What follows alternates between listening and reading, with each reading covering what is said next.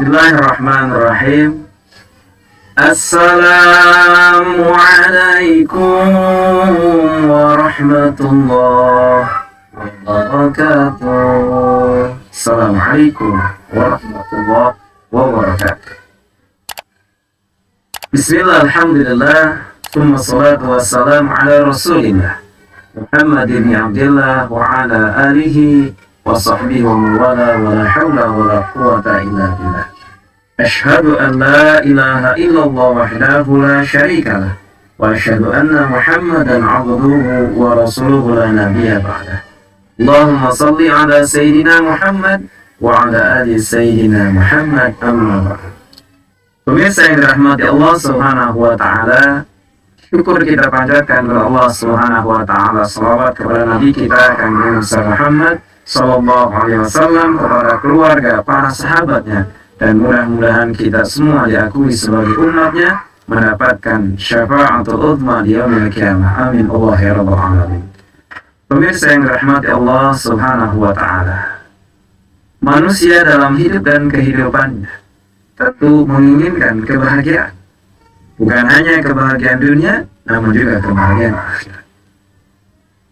Dan ketika manusia ingin mendapatkan kebahagiaan, bahkan dalam naungan Allah Subhanahu wa ta'ala, serta dilindungi oleh Allah Subhanahu wa ta'ala, dan juga dikumpulkan bersama orang-orang yang dicintai oleh Allah Subhanahu wa ta'ala, tentu kebahagiaan yang tentunya yang tak terhingga ketika kita mendapatkan naungan Allah, perlindungan Allah, dan dikumpulkan dalam cintanya Allah Subhanahu wa ta'ala.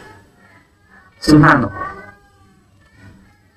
Maka tentu ketika kita dalam kehidupan, ketika ingin mendapatkan naungan Allah Subhanahu wa ta'ala dan cintanya Allah Subhanahu wa ta'ala, perlindungan Allah Subhanahu wa ta'ala, tentunya kita berpegang kepada Quran dan Sunnah, dan tentunya bagaimana kita mengikuti kepada itba' salafus salih.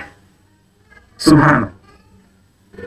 Maka ketika kita berpegang teguh mengamalkan Al-Quran, mengamalkan Sunnah, dan juga mengikuti para salafus salih, guru-guru kita, insya Allah kita akan mendapatkan kebahagiaan dan dalam naungan Allah Subhanahu wa ta'ala serta cintanya Allah Subhanahu wa ta'ala.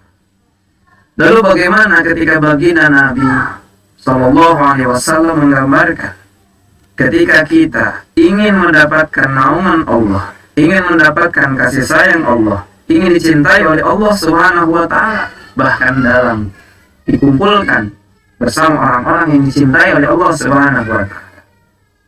Baginda Nabi dalam riwayat hadis yang diriwayatkan oleh Al-Hakim bahwasanya ketika kita mengamalkan ataupun tentunya mempraktekkan bagaimana amaliyah-amaliyah yang dicontohkan oleh baginda Nabi SAW kepada kita, maka insya Allah kita mendapatkan naungan Allah, perlindungan Allah, dan cintanya Allah Subhanahu wa ta'ala, bahkan dikumpulkan bersama orang-orang yang mendapatkan kasih sayang dan cintanya Allah Subhanahu wa ta'ala. Apa saja ketika kita melakukan hal-hal yang disampaikan oleh baginda Nabi, ingin mendapatkan naungan Allah, cintanya Allah, bahkan dikumpulkan bersama orang-orang yang dicintai oleh Allah Subhanahu wa ta'ala, yang pertama adalah ketika kita bisa bersyukur kepada Allah Subhanahu wa ta'ala.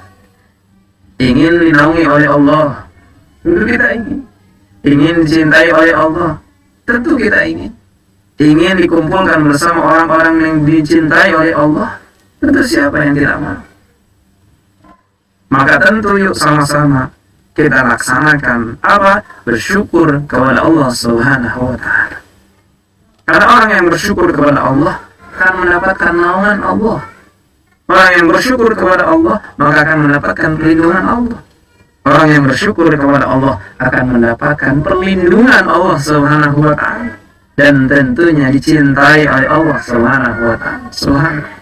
Bahkan tentunya dikumpulkan bersama orang-orang yang dicintai oleh Allah Subhanahu wa ta'ala. Subhanallah. Jadi yang kita lakukan yang pertama, yuk sama-sama menjadi orang-orang dan hamba-hamba yang bersyukur kepada Allah Subhanahu wa Ta'ala. Kemudian yang kedua, untuk mendapatkan perlindungan Allah, naungan Allah, cintanya Allah Subhanahu wa Ta'ala adalah yang kedua, tentunya kita menahan marah. Subhanallah. Menahan marah. Memang setiap kita pasti pernah disakiti oleh orang lain, pernah dizalimi oleh orang, bahkan mendapatkan perlakuan yang tidak menyenangkan oleh orang lain, sehingga kita merasa tertekan, sehingga kita merasa bahwa kita orang yang terzalimi karena kita dianiaya, atau bahkan kita mendapatkan fitnah dari orang lain. Namun ketika kita tentunya berpikir bukan lagi memikirkan fitnah tersebut, atau memikirkan bagaimana orang lain terus menyakiti kita, membuat kita sakit hati.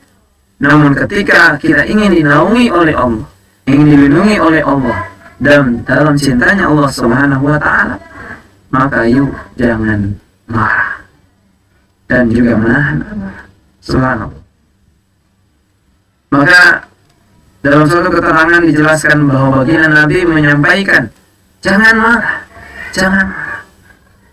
Karena ketika kita marah, sesungguhnya syaitan telah menguasai diri kita.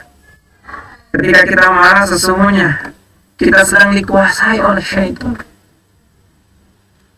Subhanallah. Maka yuk sama-sama kita menjadi orang yang hilim, menjadi orang yang bisa menahan amarah kita. Boleh jadi karena kekuasaan kita bisa marah. Boleh jadi karena kita dengan jabatan kita bisa marah. Boleh jadi dengan kita memiliki kedudukan yang strategis, memiliki harta, memiliki pangkat dan yang lainnya bisa marah. Perlu bahasa kita, saya bisa marah. Saya juga bisa marah gitu. Namun dia tidak marah, buktikan bahwa dia mendapatkan naungan Allah, cintanya Allah, dan dalam perlindungan Allah Subhanahu wa Ta'ala. Subhanallah. Bersama rahmat Allah Subhanahu wa Ta'ala. Memang tidak mudah ketika kita menahan amarah, apalagi ketika kita dipancing. Subhanallah. Namun yuk sama-sama kita tahan amarah kita. Kita tahan supaya kita bisa menjaga emosi kita. Kemudian yang ketiga adalah ketika di dalam hadis riwayat Al-Hakim, baginda kita Nabi Muhammad SAW menyampaikan, ketika kita ingin mendapatkan naungan Allah, cintanya Allah, mendapatkan perlindungan dari Allah Subhanahu wa Ta'ala, dan dikumpulkan bersama orang-orang yang dicintai oleh Allah, adalah ketika kita bisa memaafkan kesalahan-kesalahan orang lain. Subhanallah. Meminta maaf memang sulit, meminta maaf memang susah, tapi lebih sulit adalah ketika kita memaafkan. Lebih sulit ketika kita memberikan maaf kepada orang lain. Sesulit apapun kita ketika kita meminta maaf, boleh jadi kita bisa melaksanakan.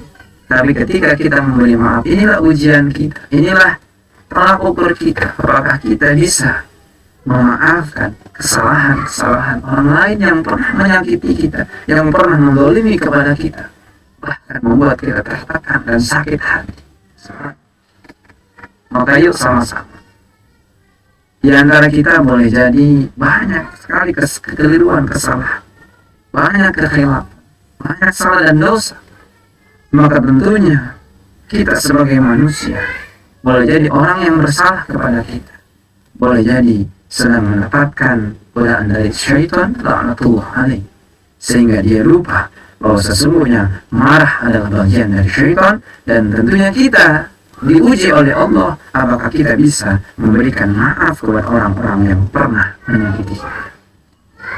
Dan kalau kita tarik kepada sifat Allah Subhanahu wa Ta'ala, Allah Subhanahu wa Ta'ala Maha Pengasih yang tidak pernah pilih kasih, dan Allah Maha Penyayang kasih sayangnya tidak pernah terhingga. Dan Allah Subhanahu wa Ta'ala Maha mengampuni dosa-dosa kita. Maka ketika kita datang kepada Allah, diibaratkan lautan itu menjadi dosa-dosanya kita, atau seluas daratan dosa-dosa kita. Namun Allah masih mengampuni dosa kita ketika kita betul-betul memohon ampun kepada Allah dengan sungguh-sungguh, tentunya dengan taubatan nasuha kita kepada Allah Subhanahu wa Ta'ala. Maka tidak boleh kita mengambil haknya Allah, yaitu sifat ketika Allah Subhanahu wa Ta'ala saja zat yang maha pengampun.